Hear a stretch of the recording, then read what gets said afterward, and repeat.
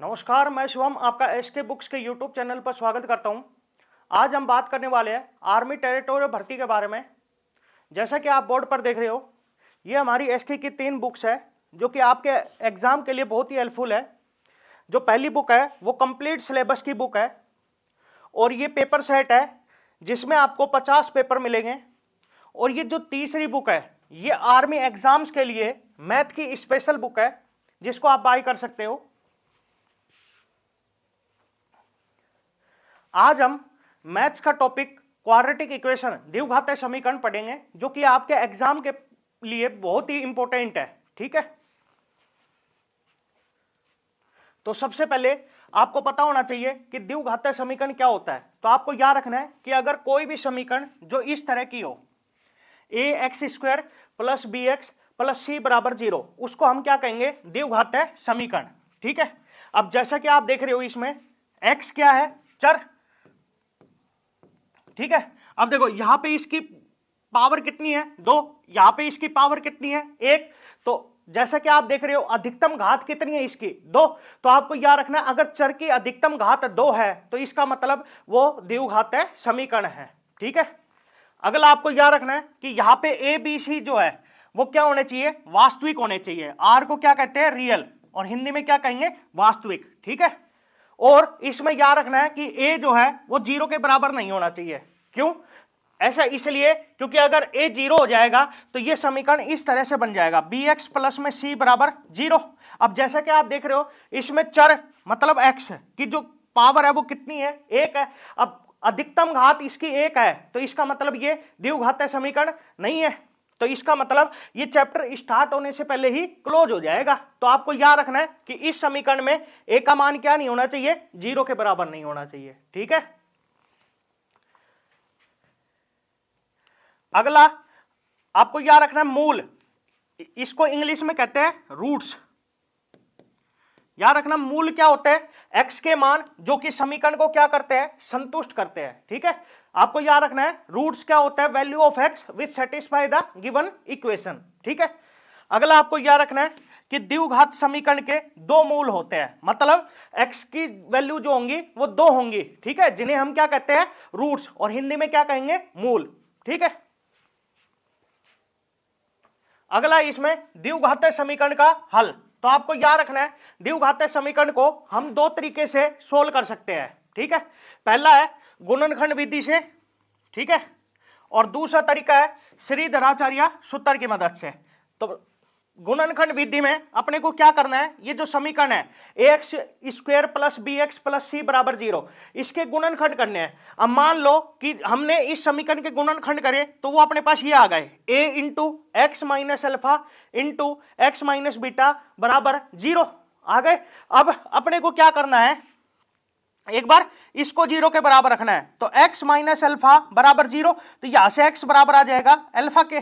ठीक है, और एक बार इसको 0 के बराबर रखना है तो यहां से x माइनस बीटा बराबर आएगा 0 के, तो यहां से x बराबर आ जाएगा बीटा के। ठीक है, तो जैसा कि आप देख रहे हो अपने पास x के मान 2 आए हैं, कौन से? अल्फा और बीटा। तो याद रखना यही इस द्विघातीय समीकरण के क्या कहलाएंगे?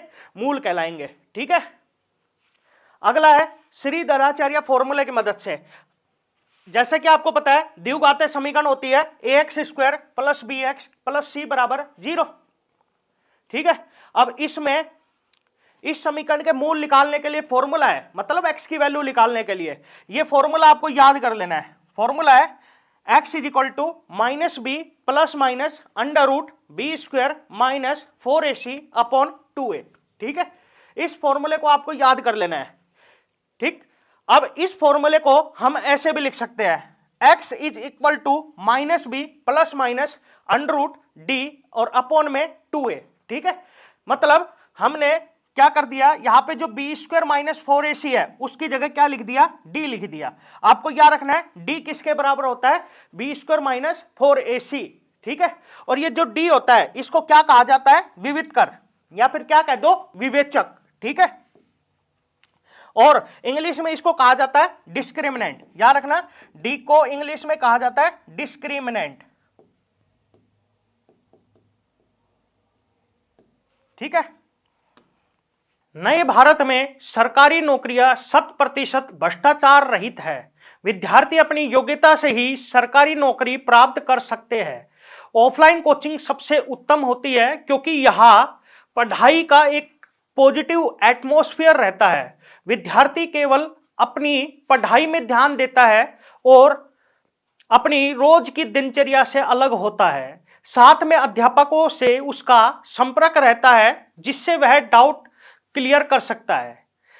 इसके लिए यह उपयुक्त रहेगा कि वह अच्छे इंस्टीट्यूट में तैयारी करे जहां पर उसको बाहर न जाना पड़े। हमारी संस्था में हॉस्टल है जहां विद्यार्थियों को कठोर अनुशासन का पालन सेना के रिटायर्ड अधिकारियों की देखरेख में होता है। यहाँ विद्यार्थियों को स्मार्टफोन रखने की अनुमति नहीं है। रात को प्रत्येक 40 से 50 लड़कों पर एक वार्डन उपलब्ध रहता है। पढ़ाने के लिए अध्यापकों की टीम एसके बुक्स के लेखक राम सिंह यादव के नेतृत्व में कार्य करती है।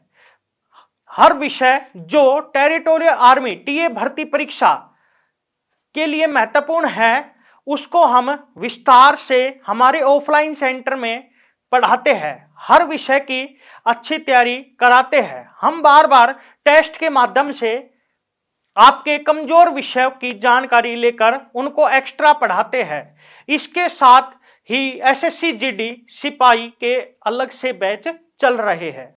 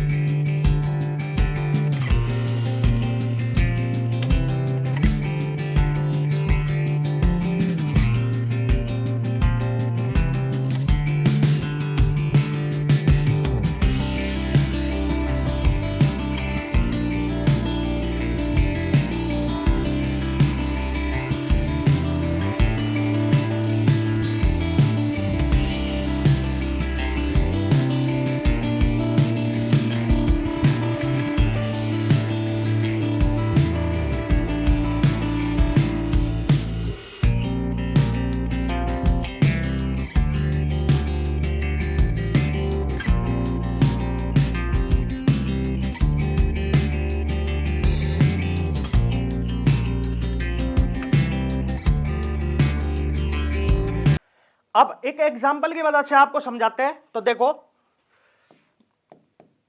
जैसे ये इक्वेशन है,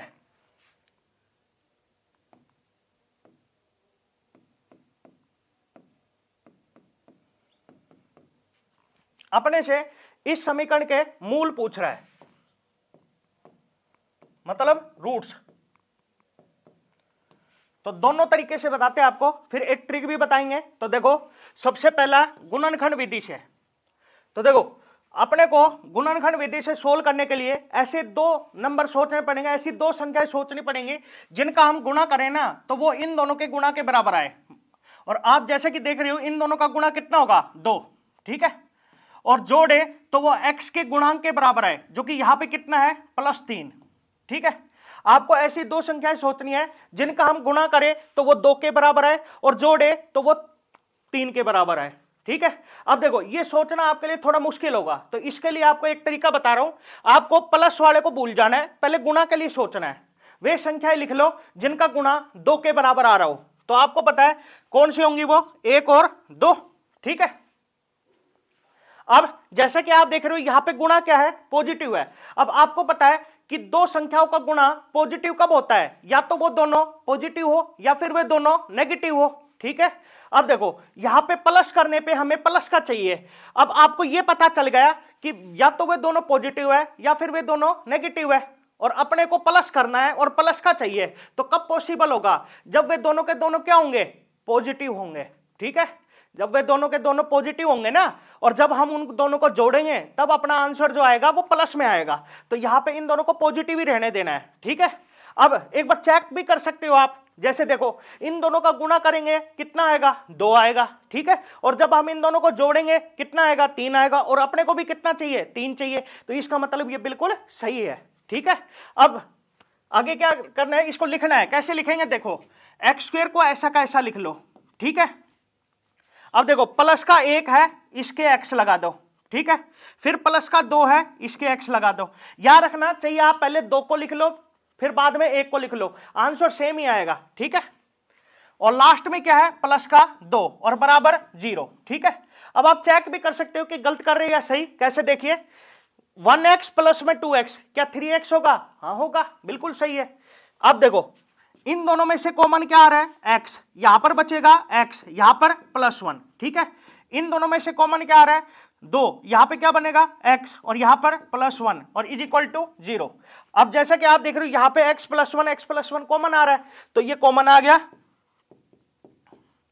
और यहां पे क्या बचेगा, x और यहां पर प्लस का 2 और बराबर 0, ठीक है।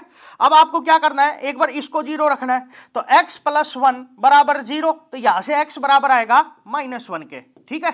ऐसे ही एक बार इसको 0 रखना है, तो यहां से x + 2 बराबर 0, तो यहां से x बराबर आएगा -2 के। तो जैसा कि आप देख रहे हो अपने पास x के 2 मान आए हैं, -1 और -2। यही इस समीकरण के क्या कहलाएंगे, मूल कहलाएंगे, या फिर आप कह सकते हो रूट्स होंगे, ठीक है। दूसरा देखिए फॉर्मूले से, फॉर्मूले से देखिए कैसे सोल्व करेंगे। सबसे पहले आपको इस समीकरण को और इस समीकरण को कंपेयर करना है, ax² + bx + c बराबर 0, ठीक है। और abc का मान पता करना है। तो जैसा कि आप देख रहे हो x² का गुणांक क्या होता है a, x का गुणांक क्या होता है b, और जो लास्ट में लिखा रहता है वो क्या होता है c, ठीक है। अब देखो यहां पे x² के साथ में कितना है, 1 है, तो इसका मतलब a बराबर कितना आ गया, 1 आ गया, ठीक है। x के साथ में कितना है, 3 है, तो b बराबर कितना आ गया, 3 है, ठीक है। और लास्ट में कितना है, 2, तो c बराबर कितना आ गया, 2, ठीक है। अब फॉर्मूला लगा दो, तो फॉर्मूला लगाएंगे तो x बराबर आएगा -b कितना है, 3 ± अंडर रूट b का स्क्वायर मतलब 3 का स्क्वायर -4 × a × c और अपॉन में 2 × a, ठीक है। तो यहां से x बराबर आएगा -3 ± देखो इसको सोल्व करते हैं, 3 का स्क्वायर कितना होगा, 9, और 4 एकम 4, 4 दूनी 8, और 9 माइनस में 8 कितना होगा, 1, तो √1, ठीक है। और बटे में 2 एकम 2। अब आपको पता है 1 का वर्गमूल कितना होता है, 1 ही होता है, तो यहां से ये बराबर आएगा -3 ± 1/2 के, ठीक है। अब आपको क्या करना है, एक बार प्लस का चिन्ह लेना है और एक बार माइनस का चिन्ह लेना है। तो प्लस का चिन्ह लेंगे तो ये ऐसा बनेगा, ठीक है। अब इसको सोल्व करते हैं, तो देखो -3 + 1 कितना होगा, -2, और -2/2 कितना हो जाएगा, -1, ठीक है। अब ऐसे ही माइनस का चिन्ह लेंगे तो ये आएगा -3 -1/2। तो देखो -3 -1 कितना होगा, -4, और -4/2 कितना हो जाएगा, -2। तो जैसा कि आप देख रहे हो श्रीधराचार्य फॉर्मूले की मदद से भी x के मान -1 और -2 ही आए हैं, ठीक है। तो मेरे कहने का मतलब यह है कि आप कोई सा भी तरीका लगा लो, आंसर सेम ही आएगा, ठीक है।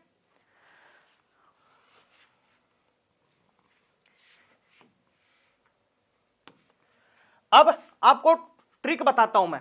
तो देखो अपनी इक्वेशन ये थी x² प्लस में 3x प्लस में 2 बराबर में 0, अपने से इसके मूल पूछ रहा था, ठीक है। तो ट्रिक से करते हैं, देखो ट्रिक से करने के लिए वही आपको ऐसी 2 संख्याएं सोचनी होंगी जिनका हम गुणा करें तो वो इन दोनों के बराबर आए, मतलब 2 के बराबर आए, और जोड़े तो वो x के गुणांक के बराबर आए, मतलब 3 के बराबर है। तो हमने पता किया था, तो वो संख्या क्या आई थी, वो आई थी 1 और 2, ठीक है। अब ट्रिक क्या है, डायरेक्ट मूल निकालने के लिए आपको क्या करना है, ये जो संख्या आई है ना, इनका चिन्ह बदल देना है। मतलब अगर प्लस का है तो माइनस का लेना है, और माइनस का है तो प्लस का लेना है। तो यहां पे ये दोनों किसके हैं, प्लस के, तो हमें किसके लेना है, माइनस के।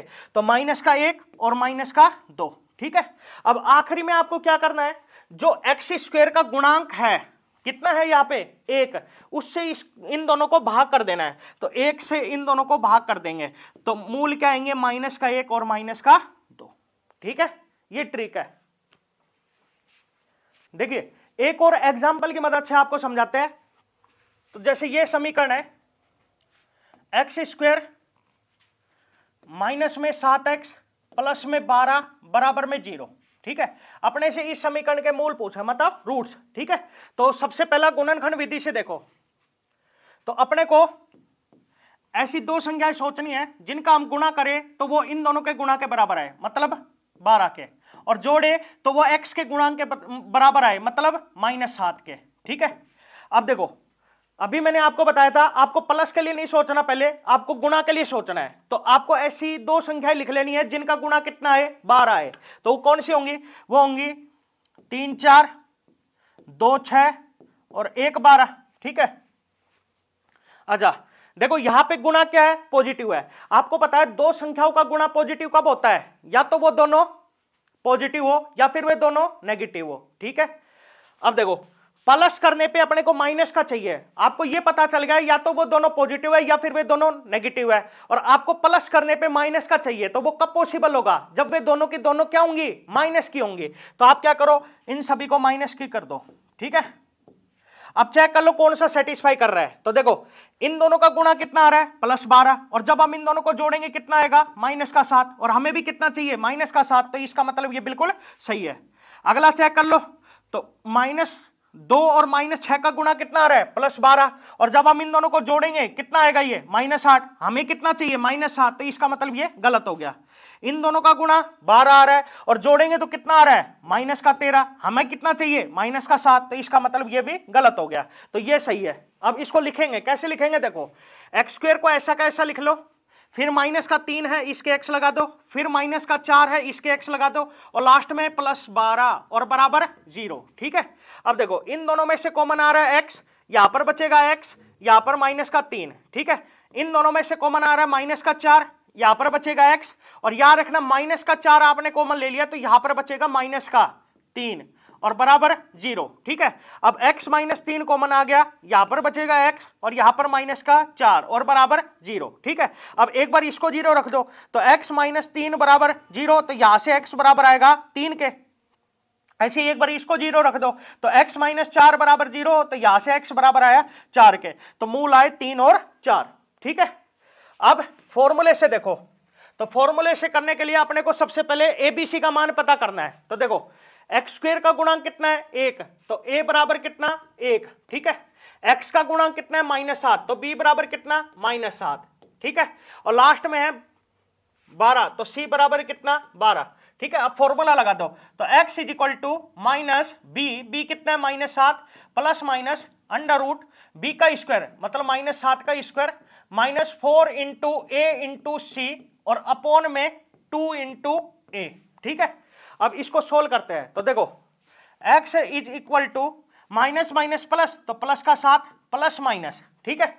अब देखो -7 का स्क्वायर करेंगे तो कितना आएगा, +49, और 4 एकम 4, 4 × 12 कितना हो जाएगा, 48, और 49 माइनस में 48 कितना होगा, 1, और 1 का वर्गमूल कितना आएगा, 1 ही आएगा, ठीक है। तो 1 और बटे में 2 एकम 2, ठीक है। अब आपको एक बार प्लस का चिन्ह लेना है और एक बार माइनस का, तो प्लस का चिन्ह लेंगे तो यह आएगा 7 + 1 बटे 2, ठीक है। और 7 और 1 8, और 8 बटे 2 कितना हो जाएगा, 4, ठीक है। और माइनस का लेंगे तो यह आएगा 7 - 1 बटे 2, ठीक है। अब देखो 7 - 1 कितना, 6, और 6 बटे 2 कितना, 3, ठीक है। तो जैसा कि आप देख रहे हो इस तरीके से भी अपना मूल जो है वो 3 और 4 ही आए हैं, ठीक है। अब ट्रिक से देखो, ट्रिक से क्या बताया था आपको सबसे पहले संख्याएं पता करनी है, तो हमने पता कर दिया था वो क्या आई थी, -3 और -4। अब मैंने क्या बताया था आपको, इनका चिन्ह बदल देना है, अगर प्लस के हो तो माइनस के कर देना, माइनस के हो तो प्लस के। तो देखो यहाँ पे -3 है, हमें क्या लेना है, +3, ऐसे -4 है, हमें क्या लेना है, +4, ठीक है। अब देखो x² का गुणांक कितना है, 1 से भाग कर दो, ठीक है। अब देखो 3 बटे 1 3 और 4 बटे 1 4, तो मूल आए 3 और 4, ठीक है। अगला टॉपिक देखिए, मूल्यों की प्रकृति। देखो मूल्यों की प्रकृति बताने के लिए आपको सबसे पहले डी निकालना होगा। अभी आपको बताया था डी क्या होता है, विविधकर, इंग्लिश में कहते हैं डिस्क्रिमिनेंट, ठीक है। और डी किसके बराबर होता है, बी स्क्वायर माइनस 4ac के। ठीक है, आपको सबसे पहले डी निकालना होगा। ठीक, अब कुछ पॉइंट है जो कि आपको याद कर लेने हैं। जैसे सबसे पहला पॉइंट, यदि डी 0 से बड़ा हो, आपको याद रखना है, यदि डी 0 से बड़ा होगा तो मूल कैसे होंगे, वास्तविक एवं असमान होंगे, मतलब रूट्स जो होंगे वो रियल होंगे और अनइक्वल होंगे। ठीक है, अगला पॉइंट देखिए, यदि डी 0 के बराबर हो, आपको याद रखना है, अगर डी 0 के बराबर होगा तो मूल कैसे होंगे, वास्तविक और बराबर। ठीक है, मतलब रूट जो होंगे वो रियल होंगे और इक्वल होंगे। ठीक है, अगला पॉइंट, यदि d 0 से छोटा हो तो आपको याद रखना है मूल अवास्तविक होंगे, मतलब रूट जो होंगे वो इमेजिनरी होंगे। ठीक है, अगला पॉइंट, यदि ए बी सी प्रीमेय हो, मतलब रैशनल हो। ठीक है, आपको याद रखना है, अगर ए बी सी क्या है, प्रीमेय मतलब रैशनल है। ठीक है, और डी क्या है, पूर्ण वर्ग। अब पूर्ण वर्ग मतलब क्या होता है, जैसा आप जानते हो 25 ये किसका वर्ग है, 5 का। ठीक है, ऐसे 16 ये किसका वर्ग है, 4 का। तो ये इनको क्या कहेंगे हम, पूर्ण वर्ग कहेंगे, मतलब परफेक्ट स्क्वायर कहेंगे। ठीक है, तो आपको याद रखना है समीकरण के दोनों मूल कैसे होंगे, प्रीमेय होंगे। याद रखना समीकरण के दोनों मूल प्रीमेय होंगे। ठीक है, अगला पॉइंट, यदि ए बी सी प्रीमेय हो मतलब रैशनल हो और डी पूर्ण वर्ग न हो, डी क्या ना हो, पूर्ण वर्ग। ठीक है, तो आपको याद रखना है समीकरण के दोनों मूल अप्रीमेय होंगे, मतलब इररेशनल होंगे। ठीक है, अगला है नोट। ये नोट आपको याद कर लेना है, इसमें याद रखना है अवास्तविक और अप्रीमेय मूल एक दूसरे के संयुग्मी मतलब कॉन्जुगेट होंगे। ठीक है, इसका मतलब क्या है, जैसे अगर एक मूल a प्लस आयोटा b है, याद रखना i मतलब क्या होता है, आयोटा। ठीक है, और ये किसके बराबर होता है, √-1 के। ठीक है, तो आपको याद रखना अगर एक मूल क्या है a प्लस आयोटा b, तो याद रखना दूसरा मूल जो होगा वो डेफिनेटली क्या होगा, a माइनस आयोटा b होगा। कहने का मतलब ये है, आपको ये जो इमेजिनरी पार्ट है, ठीक है, इसका चिन्ह बदल देना है, पीछे वाले का चिन्ह बदल देना है। अगर प्लस का है तो माइनस का कर देना है और माइनस का है तो प्लस का कर देना है। एग्जाम्पल देखिए, अगर मैं आपसे ये कहता हूं कि अगर एक मूल 2 + 3 आयोटा है तो दूसरा मूल बताइए, तो आपको क्या करना है, देखो यहां पे प्लस का 3 है, आपको क्या कर देना है, माइनस का 3 कर देना है। तो दूसरा मूल डेफिनेटली क्या होगा, 2 - 3 आयोटा होगा। ठीक है, इसमें याद रखना है आयोटा के साथ वाले का चिन्ह बदलना है बस। ठीक है, ऐसे ही देखो अगर एक मूल 2 - 3 आयोटा है तो दूसरा मूल डेफिनेटली क्या होगा, 2 + 3 आयोटा। ठीक है, ऐसे ही अगर एक मूल -2 + 3 आयोटा है तो दूसरा मूल डेफिनेटली क्या होगा, -2 - 3 आयोटा। ठीक है, ऐसे ही अगर एक मूल -2 - 3 आयोटा है तो दूसरा मूल डेफिनेटली क्या होगा, वो होगा -2 + 3 आयोटा। ठीक है, ये आपको याद कर लेना है।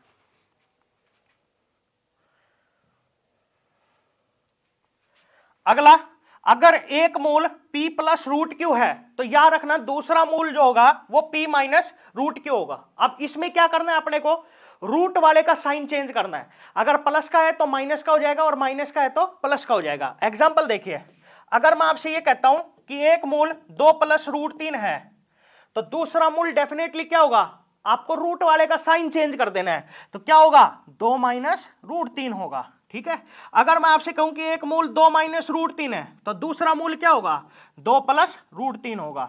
ऐसे अगर मैं आपसे ये कहता हूं एक मूल -2 + √3 है तो दूसरा मूल डेफिनेटली क्या होगा, -2 - √3 होगा।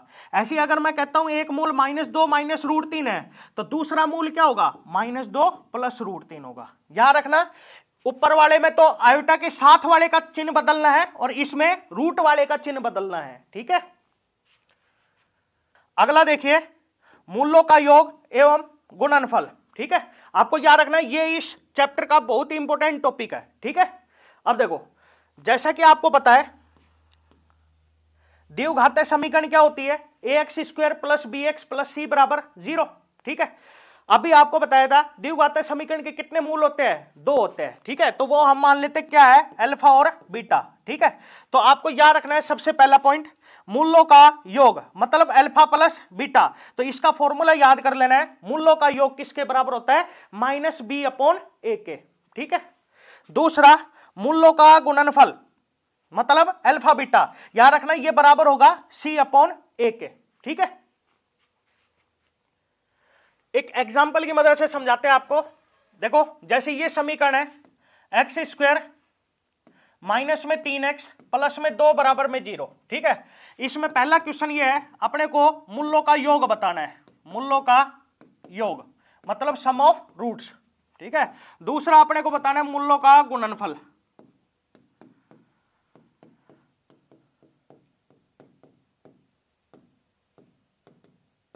तो देखो मूलों का योग अभी मैंने बताया था क्या होता है फॉर्मूला, माइनस बी बाई ए, और मूलों का गुणनफल का क्या होता है, सी बाई ए। अब आपको क्या करना है, मान लगाने ए बी सी के। ठीक है। तो देखो यहां पे ए का मान कितना है, ए क्या होता है, एक्स स्क्वायर का गुणांक। अब यहां पे कुछ भी नहीं है तो मतलब 1, तो ए बराबर 1। बी क्या होता है, एक्स का गुणांक जो कि यहां पे -3, और सी क्या होता है जो लास्ट में लिखा हो मतलब प्लस का 2 है। ठीक है।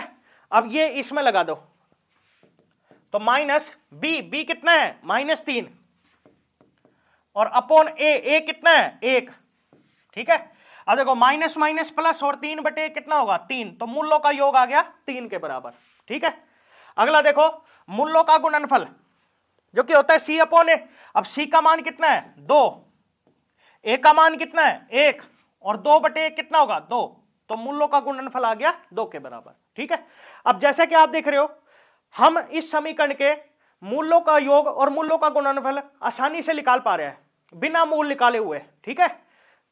बस उसके लिए अपने को ये दोनों फॉर्मूले याद कर लेने हैं। ठीक है। एक और एग्जांपल देखिए, जैसे ये समीकरण है एक्स स्क्वायर माइनस में 5x प्लस में 4 बराबर में 0। ठीक है। इसमें सबसे पहला अपने से पूछ रहा है मूलों का योग, और दूसरा पूछ रहा है मूलों का गुणनफल। देखो मूलों का योग किसके बराबर होता है, माइनस बी बाई ए के। मूलों का गुणनफल क्या होता है, सी बाई ए के। ठीक है। तो देखो ए का मान कितना है इसमें 1, बी का मान कितना है -5, और सी का मान कितना है 4। पुट कर दो अब इसमें, तो देखो माइनस बी का मान कितना है -5 अपॉन ए का मान कितना 1, तो ये कितना है 5 बटे 1 5। ठीक है। तो मूलों का योग आ गया 5।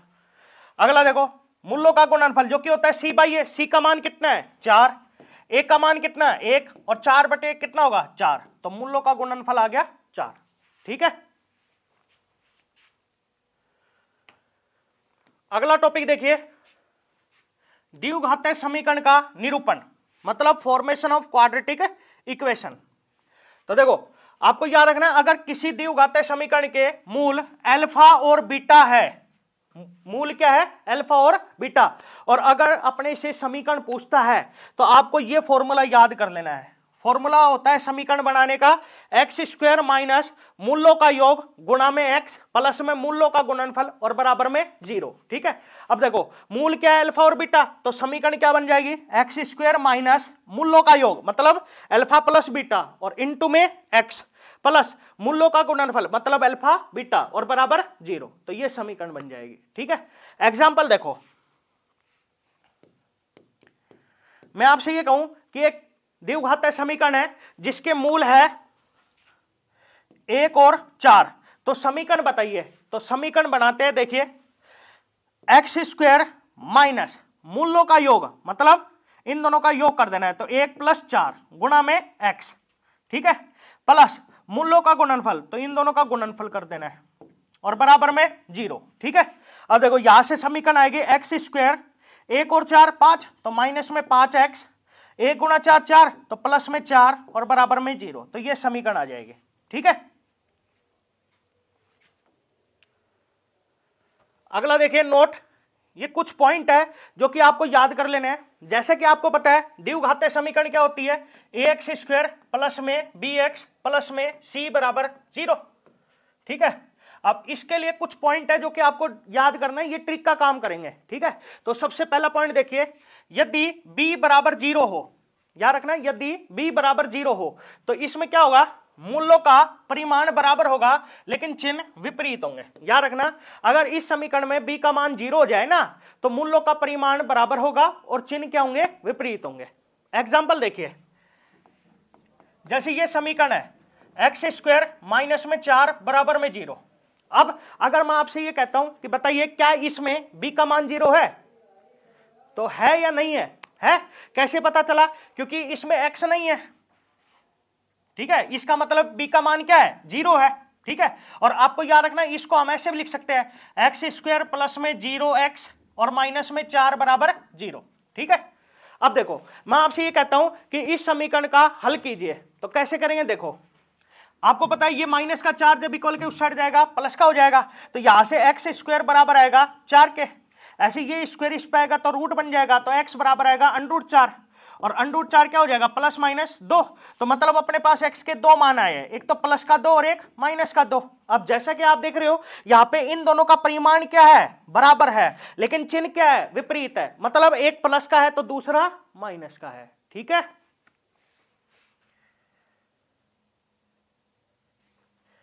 अगला, यदि c बराबर 0 हो, आपको याद रखना है c का मान अगर 0 के बराबर है तो इसका एक मूल शून्य होगा, एक मूल क्या होगा, शून्य, और दूसरा मूल माइनस b अपॉन a के बराबर होगा।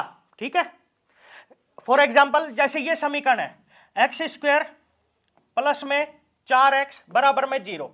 अब इसका हल करना है तो देखो इसमें से कॉमन क्या आ रहा है, x, यहां पर बचेगा x, यहां पर प्लस का 4 और बराबर में 0। अब देखो ये 0 के बराबर है, ये 0 कब होगा, या तो ये 0 होगा और ये 0 हो गया तो यहां से x बराबर आ जाएगा 0 के, या फिर ये 0 होगा तो यहां से देखो x प्लस 4 बराबर 0, तो यहां से x बराबर आया -4 के। अब जैसे कि आप देख रहे हो इस समीकरण में c का मान 0 है। ठीक है, तो इसका मतलब एक मूल शून्य होगा, और जैसे कि आप देख रहे हो एक मूल शून्य ही है। ठीक है, और क्या कह रहा है कि दूसरा मूल जो होगा वो -b/a होगा। तो देखो -b का मान कितना है इसमें, 4 अपॉन a का मान कितना है, 1, और -4 बटे कितना होगा, -4, और जैसे कि आप देख रहे हो दूसरा मूल -4 ही आया है। ठीक है, अगला देखिए, यदि b और c दोनों 0 हो तो आपको याद रखना है समीकरण के दोनों मूल क्या होंगे, शून्य होंगे। ठीक है, अब आप ऐसे कहोगे कि सर b 0 हो गया, c 0 हो गया और b और c दोनों 0 हो गए, लेकिन a 0 नहीं हुआ। तो जैसे कि आपको याद है मैंने आपको पहले ही बता दिया था कि द्विघातीय समीकरण ax स्क्वायर प्लस में bx प्लस में c बराबर 0, इस समीकरण में a का मान 0 के बराबर नहीं हो सकता, क्योंकि अगर a 0 हो गया तो ये रैखिक समीकरण बन जाएगी, मतलब लीनियर इक्वेशन। ठीक है, तो ये चैप्टर स्टार्ट होने से पहले ही क्लोज हो जाएगा। ठीक है, इसीलिए a क्या नहीं हो सकता, 0 नहीं हो सकता। अगला पॉइंट, यदि a और c बराबर हो तो आपको याद रखना है मूल एक दूसरे के व्युत्क्रम होंगे। ठीक है, याद रखना कि अगर a और c क्या है, बराबर, तो मूल क्या होंगे, एक दूसरे के व्युत्क्रम, मतलब रेसिप्रोकल होंगे। अब रेसिप्रोकल का मतलब अगर एक अल्फा है तो दूसरा क्या होगा, 1/अल्फा होगा। ठीक है, अगला पॉइंट, यदि a plus b plus c 0 के बराबर है तो आपको याद रखना है इस समीकरण का एक मूल 1 होगा और दूसरा मूल c अपॉन a के बराबर होगा। एग्जाम्पल देखो, जैसे ये एक समीकरण है एक्स स्क्वायर माइनस में 3x प्लस में 2 बराबर में 0। आपको याद हो हमने इस समीकरण का हल किया था तो अपने पास जो मूल आए थे वो क्या आए थे, 1 और 2 आए थे। ठीक है, अब देखो इसमें a का मान कितना है, 1, b का मान कितना है, -3, और c का मान कितना है, 2। ठीक है, अब a plus b plus c निकालते हैं तो देखो a कितना 1, b कितना -3, c कितना 2। ठीक है, 1 -3 -2 -2 प्लस 2 0। अब जैसे कि आप देख रहे हो इस समीकरण का a plus b plus c का मान 0 आ रहा है, तो क्या होना चाहिए, एक मूल 1 होना चाहिए, और जैसा कि आप देख रहे हो एक मूल 1 ही है। ठीक है, और दूसरा मूल जो है वो c अपॉन a होना चाहिए, c अपॉन a। अब जैसा कि आप देख रहे हो c कितना है इसमें, 2, a कितना है 1, और 2/1 कितना होगा, 2, तो दूसरा मूल 2 है। बिल्कुल सही है ये बात। ठीक है, थैंक यू। इस एग्जाम के लिए एसके बुक्स सभी शॉप्स पर और ऑनलाइन भी अवेलेबल है। अगर आप ऑनलाइन लेना चाहते हैं तो इसका लिंक डिस्क्रिप्शन बॉक्स में अवेलेबल है। इस चैनल पर हम इस भर्ती और अन्य सभी भर्तियों से संबंधित इंपॉर्टेंट जानकारी और स्टडी मटेरियल उपलब्ध करवाते रहेंगे। तो आप इस वीडियो को लाइक कीजिए, चैनल को सब्सक्राइब कीजिए और अपने दोस्तों के साथ शेयर भी कीजिए। मिलते हैं अगली वीडियो में। जय हिंद।